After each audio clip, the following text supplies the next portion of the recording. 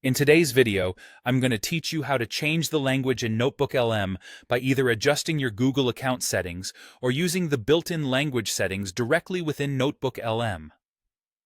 Understanding how to do this can be particularly helpful if you're working in a multilingual environment or simply prefer to operate in a language other than your current default. Let's start with the first option, which involves changing the language via your Google account settings.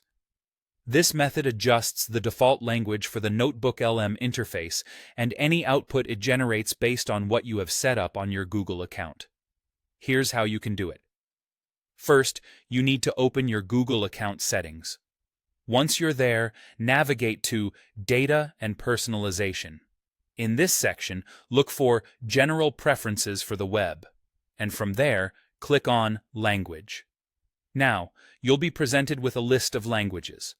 Simply select your desired language from this list. After you've made your choice, be sure to refresh NotebookLM at notebooklm.google.com. This will apply your new language settings, and you should be able to see the changes reflected immediately in the interface language of NotebookLM. Now, let's explore the second option, which allows you to change the output language directly in NotebookLM.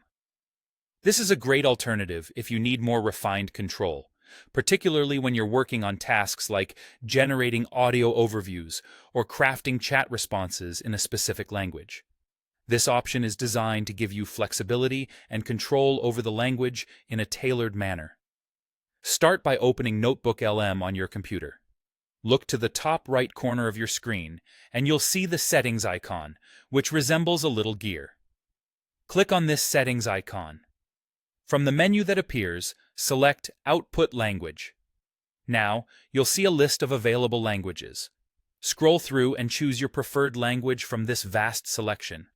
This setting is remarkably versatile, allowing you to generate content in over 80 languages.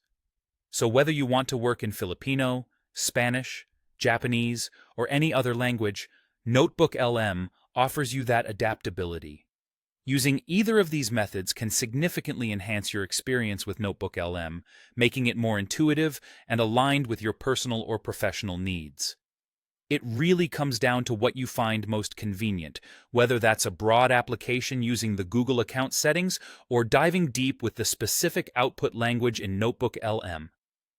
I hope this guide has helped clarify the process for you, ensuring that your interactions with NotebookLM can be as seamless and efficient as possible. Stay tuned for more tutorials and tips, and as always, feel free to ask if you have any questions.